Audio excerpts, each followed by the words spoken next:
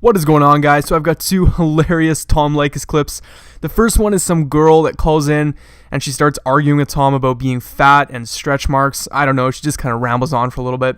And then the second clip is some hate caller, and this guy's pissed off. I don't know, he's just some hater, and he's complaining about how long the intro is and stuff. I don't know. If he doesn't like the show, why doesn't he just go watch something else or listen to something else? That's the thing that I don't understand. But the other thing I wanted to say is I started a Facebook page, so if you guys want to follow me on there, feel free to do so. I'll leave the link to that in the description below. So enjoy these clips, let me know what you think about them, and I'll see you in the next video. It's Natalie on the Tom Leykis Show. Hi, Tom. Hi, Natalie. First of all, so you don't have to ask me, I am 5'9". I weigh 134 pounds. I'm at 34B. And I really feel like with the last caller, I believe her name was Diane. Yeah.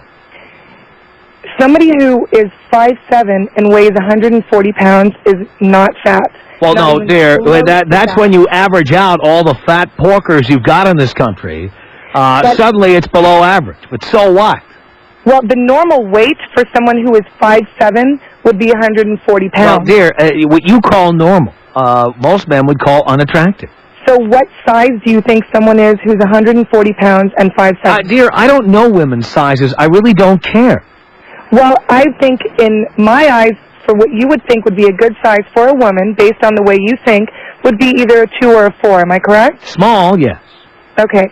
Well, somebody who weighs 140 pounds and is 5'7" would generally be a size 4. Maybe a 5. Dear. Depending on how they're proportioned. That dress would be splitting. No. I totally disagree with you. And I really feel like you... I have to say I've agreed with... I'm not a complete hater. I'd say I'm 98 cents a hater. But I disagree with the fact that I feel like sometimes you're not really... I mean, you're honest about what you're talking about, but I feel like you really feed into the negativity. I feed into the negativity. You do. That's a groovy concept there. You do. You find something negative about that person, whether you can attack them with their weight, or you can attack them with their lifestyle, or attack them on their looks, and then you feed into that. So you want more positivity. More. You want me to put more positive energy into the world. I'm not saying that. Uplift people. Your choice is to put negative energy into the world, and that's how you make a 7-figure income. Well, and that's my job. Exactly. All right. But I feel like sometimes the calls get, like, I feel like there's some positive, something positive that could have come out of that call. Well, if I am so unacceptable, why do so many people call me? Do you know why? Do you want to know why I listen to your show? Because from 6 to 7 o'clock, I'm in my car, and you are the most entertaining thing on the radio. Oh, that's terrible. But that doesn't necessarily... That's so wrong. Going to a movie.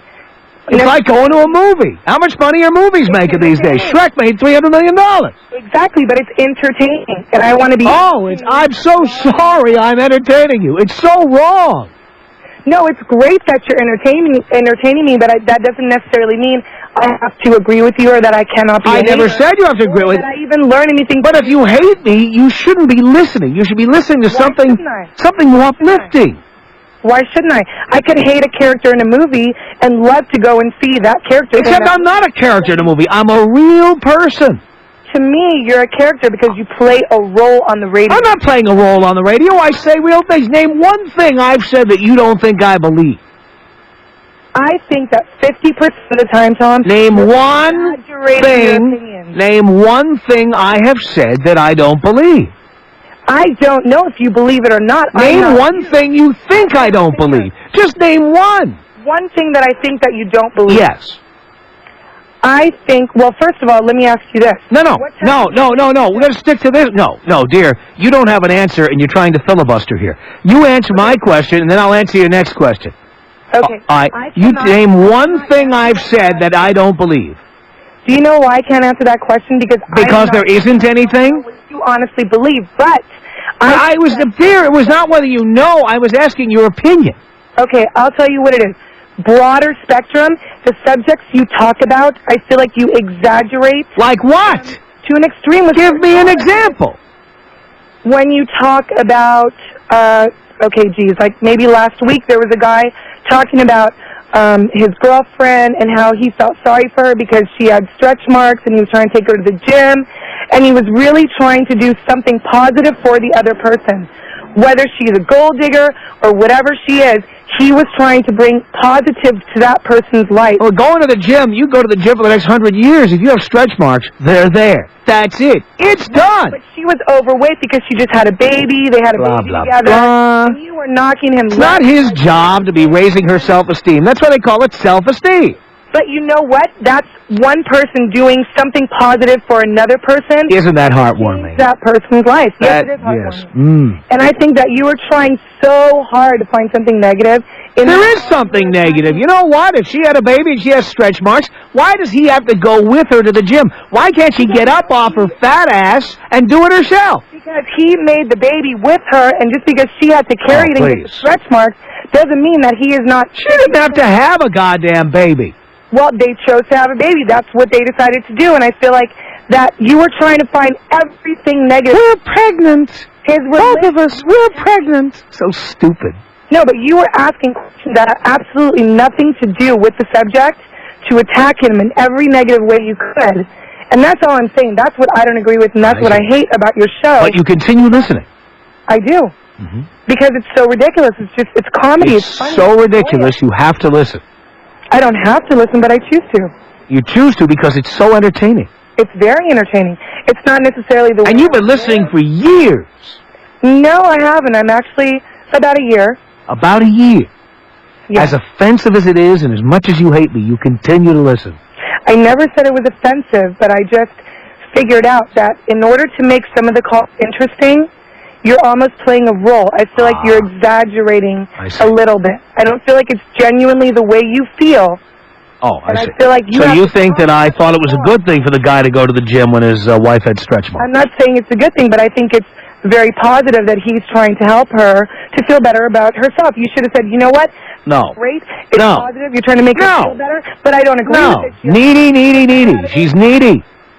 She's needy.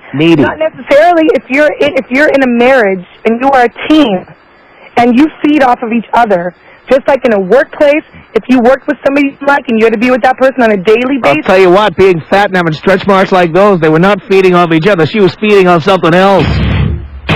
Tom Leykis.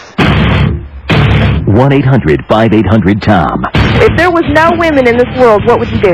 Y'all be running around circles, going to...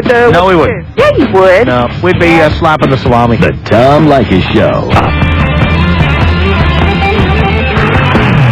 Tom Leykis Show from Los Angeles at 1-800-5800-TOM, the only radio program with the balls to throw it open to people who hate him. Hate me. Hate it. If that's you, you call me right now, 1-800-5800-TOM. Dial me now. Charlie on the Tom Leykis Show. Hello. Hey, you think that intro was long enough, man? Which one? The intro, the little guitar work. Hey, I'm Tom. Think that was long enough? Everyone waiting in their cars? No, actually, I should have gone a little further to remind people I'm on Monday through Friday at this time. And play it 2 or 3 more times. Leykis 101 every Thursday. Don't miss that. Could have promoted some of my upcoming appearances. You ever notice what kind of cars have Leykis 101 stickers on them? You see a lot of like Lexus or Mercedes. With Yo, you do? Yes, you do. Yeah, I see a lot of ones that are all dented up and bashed in. Well, you know what? We're number one. You know, in fact, we have the broad spectrum of listeners because we are the number one show. Sheer boredom. Oh, I don't care what the reason. Boredom. I don't care what the reason is. The fact is, we're number one. Whether it's because you're bored on the freeway, or there's 82 radio stations you could be listening to in Southern California. There's plenty of other places you could be going, but you don't, do you? No, I don't. Yeah, that's right. No, I listen to you, Tom, but your values are all screwed up, man. How can you say that? You have no idea what it's like to truly love a woman, to like have a child, to raise a family. Your failure. Your marriages are failed. I know exactly what I need to do to love a woman. Oh, you do? Yes, what do you I call do. love? Huh? What do you call love, then? I'll show you. Come on down. What, signing the boobies? That's love? Oh, I love doing that. I get bored of that. Hey, the women don't get bored with it, I'll tell you that. You know, hedonism is, you can never fulfill your hedonistic desires. So really? You should try making a 7-figure income and having women open their blouses to you all day long and see if you're fulfilled. You still want more, though, don't you? Yeah, you just never get enough. Well, I much as I love it, I always love a little more, and who doesn't? But it's not that I don't feel fulfilled. Every time it happens, I feel fulfilled. At the end of the day, you're going to be just as horny as I am. No, you're not going to have love. Put it this way, I'm not going to have a family. What, are you kidding me? I've got, you know how many sons I've never had who call in this place all the time? In prison, maybe. I am raising America's young men. So what happens when you don't get anymore? What's going to make you happy then? Viagra, Cialis. What legacy are you going to leave? Are you kidding me? I've got a large body of work. As opposed to all the women with large bodies.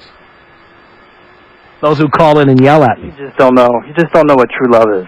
Well, pal, I know what a truly large bank account is. That's something you'll never know.